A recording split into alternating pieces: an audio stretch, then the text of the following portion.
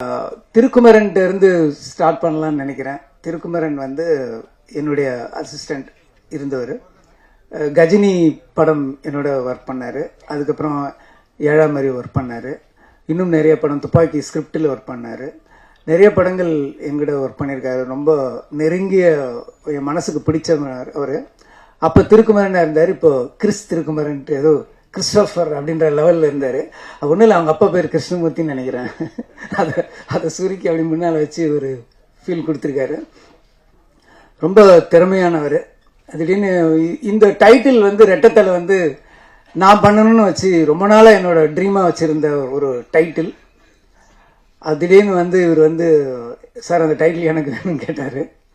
நான் கொடுத்துட்டேன். கொடுக்கலன்னா பிடிங்கிருப்பான், வேறு என்ன பண்ணுறது. ஸோ எனக்கு ரொம்ப பிடிச்ச டைட்டில். கரெக்டான இடத்துல அது வந்திருக்கு. ரொம்ப சந்தோஷமாக இருக்குது. திருக்குமரன் வந்து இந்த டைட்டில் யூஸ் பண்ணி ஒரு நல்ல படம். இன்னைக்கு ட்ரெய்லர் பார்க்கும்போது ரொம்ப சூப்பராக இருந்தது. அந்த மேக்கிங், அந்த விஷுவல்ஸ் பார்க்கும்போது ஸ்டன்னிங்காக இருந்தது. நல்ல பெரிய வெற்றி அடையும்னு ஒரு முழு நம்பிக்கை இந்த ட்ரெய்லர் நமக்கு கொடுக்குது. கூடிய சீக்கிரம் என்னது ப்ரொடக்ஷனுக்கு வந்து நானே ஒரு டைரக்டரை இன்ட்ரோடியூஸ் பண்ணேன். மான்கரத்தில் ஒரு டைரக்டராக இன்ட்ரோடியூஸ் பண்ணோம். ஸோ அப்போ கே திருக்குமரன் இருந்தவர், இப்போ கிறிஸ் திருக்குமரன்.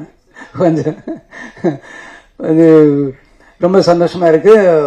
கூடிய சீக்கிரம் எனது நிறுவனம்க்கு வந்து என்னது ப்ரொடக்ஷனுக்கும் அவர் ஒரு படம் பண்ணிக்கணும்னு சொல்லி இந்த ஸ்டேஜில் நான் கேட்டுக்கிறேன்.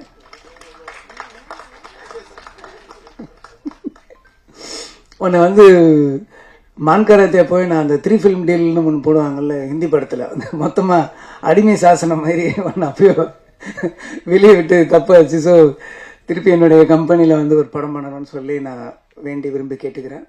அப்புறம் வந்து அருண் விஜய் சார் வந்து ஒரு பெரிய ஒரு ரகசியத்தை சொல்லாமல் இருக்கார். அவர் அப்படியே இருக்கார், எந்த சேஞ்சுமே இல்லை முகத்தில். வந்து அன்னைக்கு ஏதாவது ஒரு 20 இயர்ஸ்க்கு முன்னாடி எடுத்த படத்தில் ஏதாவது க்ளோஸ்அப்ஸ் விட்டு போச்சுன்னா ரீரிலீஸ்க்கு மறுபடியும் ரீஷூட் பண்ணி கூட ஜாயின் பண்ணலாம் போல் தெரியுது. அப்படியே இருக்காரு. அந்த சீக்ரெட் என்னன்னு கொஞ்சம் சொன்னீங்கன்னா நாங்களும் கொஞ்சம் கற்றுக்குவோம். ரொம்ப நல்லா பண்ணியிருக்கீங்க சார். ஆக்ஷன்லாம் பிரமாதமாக இருக்குது, சொல்லவே தேவையில்லை. அவர் வந்து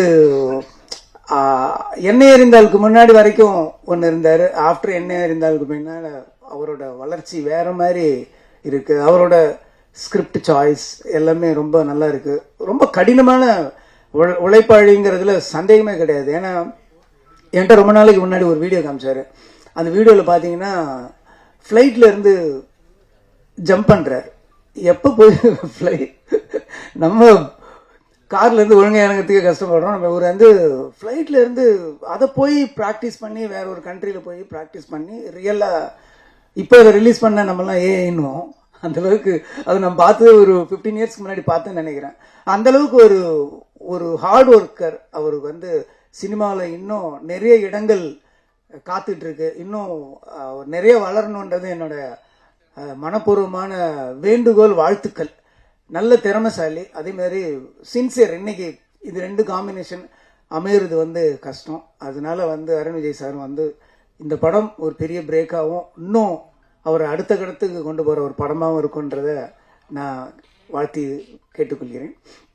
அப்புறம் ஹீரோயின் சித்தி இல்லை ஓகே, நல்லா பண்ணியிருந்தாங்க, அழகாக பண்ணியிருந்தாங்க. இதுக்கு முன்னாடி அவங்க நடிச்சிருந்த அந்த படமும் ரொம்ப பிரமாதமாக இருந்தது, கௌதம் மேனன் சாரோட படத்தில். இதுலேயும் ரொம்ப நல்லா பண்ணியிருக்காங்க. கரெக்டாக அவங்களுக்கும் இந்த படம் ஒரு நல்ல படமாக அமையும்னு சொல்லி நான் கேட்டுக்கிறேன். அதுக்கடுத்து வந்து மியூசிக் டைரக்டர் ரொம்ப பிரமாதமாக பண்ணியிருக்காரு. பிஜிஎம் கூட அந்த ட்ரைலருக்கு ரொம்ப நல்லாவே பண்ணியிருந்தார். ஆண்டனி சொல்லவே தேவையில்லை. ஆண்டனி வந்து கஜினி வந்து அந்த மாதிரி ஒரு நச்சுன்னு ஒரு எடிட்டில் லாக் பண்ணதுக்கு வந்து அவர் தான் முக்கியமான காரணம். இன்னும் சொல்லப்போனால் அந்த இன்னமும் ஞாபகம் இருக்குது, அந்த சுட்டுமிழி சுடுற சாங் வந்து ஒரு ஸ்லோ ஃபேஸில் இருக்கும். அன்னைக்கு வந்து அதை ஒரு எடிட் பண்ணி அதை ஒரு மேஜிக் பண்ணுவார் எப்பயுமே. இன்னும் சொல்லப்போனால் அந்த படத்தில் வந்து நான் ஸ்லோவாக பண்ணணும்னு சில விஷயம்லாம் இருந்தது. ஒரு ஸ்லோ மூடில் ஒன்று நான் நினச்சிக்கிட்டு இருந்தேன். டக்குன்னு அவரே எடிட் பண்ணி தலைவா வாங்க தலைவா பாருங்க அந்த எடிட் அப்படின்னாரு. பார்த்தா எல்லாமே ஃபாஸ்ட் ஃபார்வர்டில் இருக்குது. என்னடா அது நம்ம ஸ்லோ மோஷனில் ஸ்லோ பில்டப்பில் நினச்சிருந்தோம், எல்லாம் ஃபாஸ்ட் ஃபார்வர்டாக எடுத்திருக்காருன்னு எனக்கு இமிடியேட்டாக அது ஒரு ஜட்ஜ்மெண்ட் கிடைக்கல. ஆனால் பக்கத்தில் இருந்த என்னோட அசிஸ்டன்ஸுங்க எல்லாமே சூப்பராக இருக்குது அப்படின்னாங்க.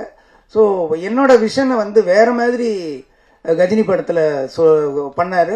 இன்னும் சொல்லப்போனா ஹிந்திலையும் வந்து அவர் தான் பண்ணாரு. ஹிந்தியில வந்து இந்த இந்த இந்த டெல்லிங் கரெக்டா இருக்குமான்னு சொல்லி கொஞ்சம் ரீஎடிட்லாம் ஒரு 2 months பண்ணோம்.